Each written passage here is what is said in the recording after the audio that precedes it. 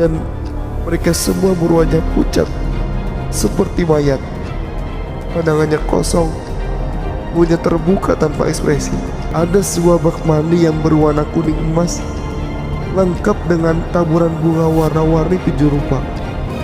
Ternyata sosok wanita bertopeng tadi sudah tidak ada. Tapi Sri melihat jari-jari dan darah masih tergeletak di lantai.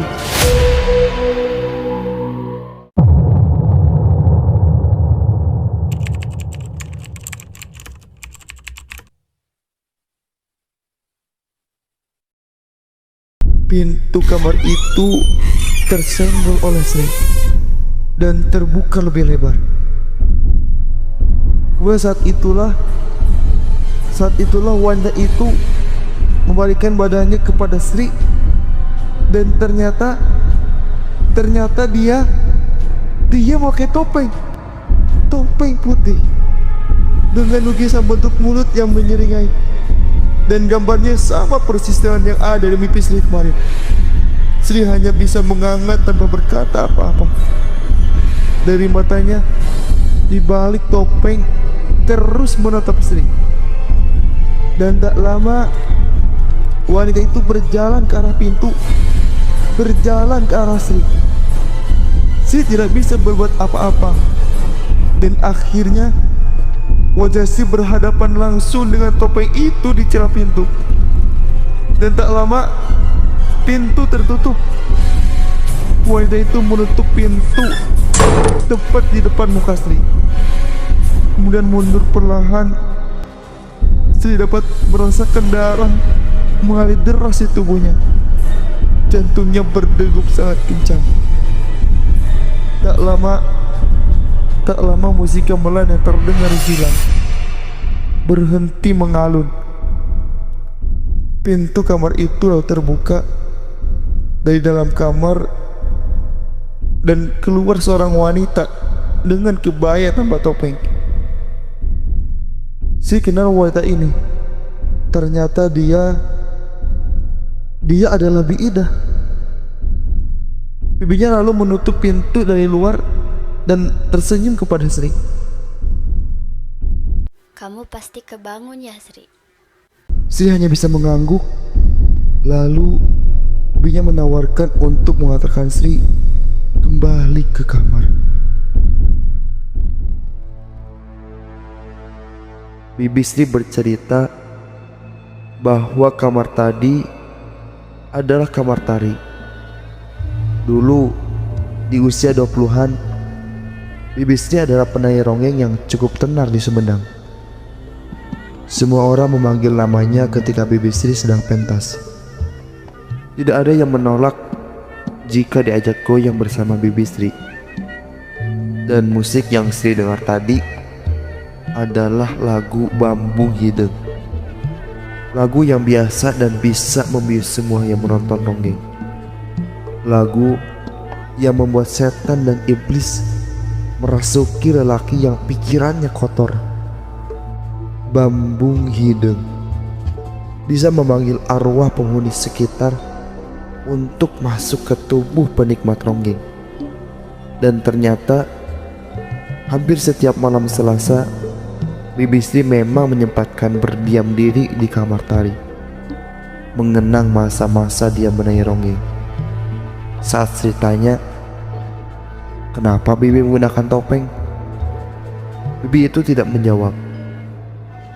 Dia hanya tersenyum dan berkata, jika Sri mendengar lagu itu lagi, tidak usah dan tidak perlu memperdulikannya. Sri kemudian mengangguk dan melanjutkan tidurnya.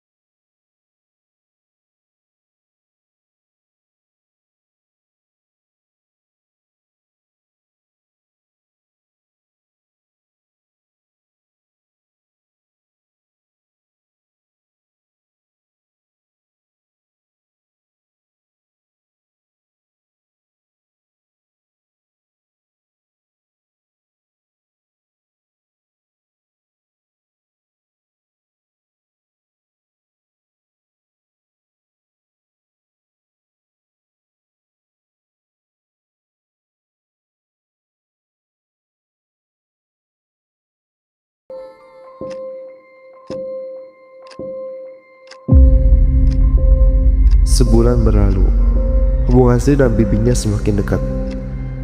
Bibi Sri jadi semakin bercerita tentang semasa kejayaan dia meronggeng, di mana semua lelaki terpikat kepadanya, berlutut di kakinya, penasaran ingin menjamahnya. Dan pada akhirnya Sri dan Biyida selalu tertawa-tawa. Tapi entah kenapa ada sedikit rasa takut menyelimuti Sri tiap kali Bibi Sri bercerita. Kepuasan Bibi Sri mempermainkan nafsu laki-laki sangat menyeramkan. Tapi mungkin setiap orang punya cara yang berbeda untuk memuaskan perasaannya, dan itulah cara Bibi Sri. Dan di setiap malam Selasa, Sri selalu terbangun oleh alunan lagu Bambu Gideng. Tapi mengikuti apa kata bibinya, Sri akhirnya tidak memperdulikannya dan selalu kembali tidur.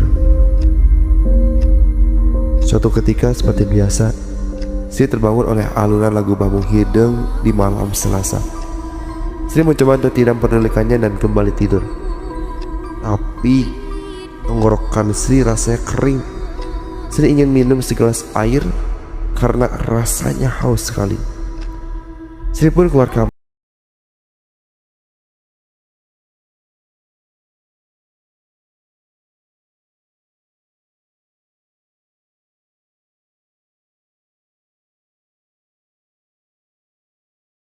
Ke arah kamar tarik, lagi-lagi pintunya terbuka sedikit. Sri berjalan melewatinya dan langsung menuju dapur, menuangkan air putih dan langsung meminumnya. Ketika Sri hendak kembali ke kamarnya, tiba-tiba ada suara jeritan di kamar tarik. Sri pun memutuskan untuk kembali ke kamar tarik dan melihatnya lewat celah pintu. Seperti biasa, cahayanya remang-remang membuat Sri sulit untuk melihat jelas ke dalam.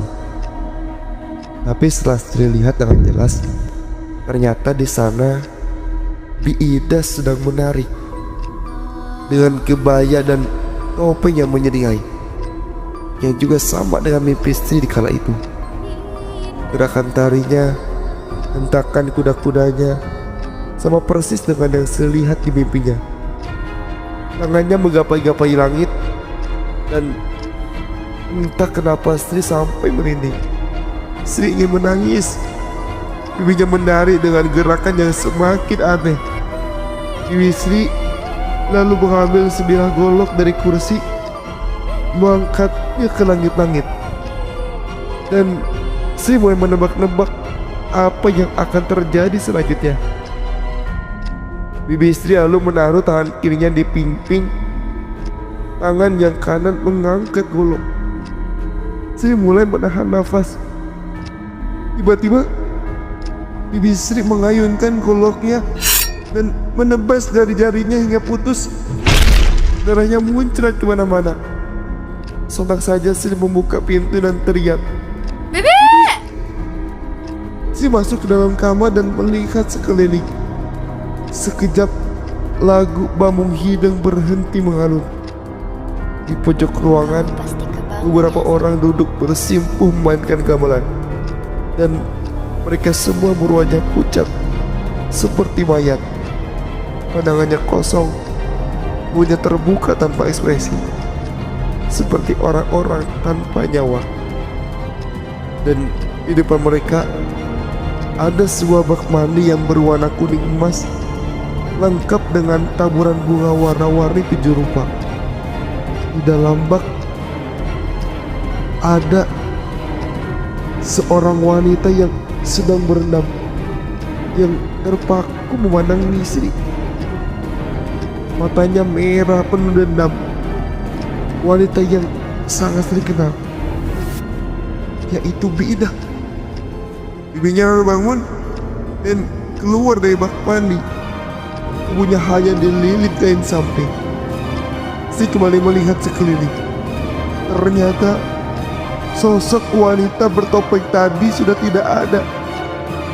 Tapi Sri melihat Jari-jari dan darah masih tergeletak di lantai. Kemudian Sri kembali memalingkan pandangan Sri ke bibinya. Tiba-tiba bibi Sri berteriak. Dia berkata Sri lancang sudah masuk kamar ini. Dia memaki-maki Sri. Wajah Bi Ida sangat menyeramkan. Kemudian Bi Ida mengusir Sri untuk pergi dari sini.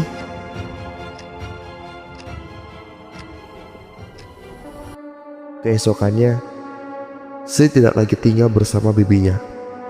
Sri menyewa sebuah kamar kos di dekat kampus. Sri tidak berani menceritakan kejadian itu kepada siapapun. Jauh di dalam hati Sri menarik sebuah kesimpulan. Bibi Sri menjual jiwanya pada iblis. Iblis yang membuatnya digerai laki-laki. Iblis yang membuat laki-laki menatap bibi Sri dengan nafsu.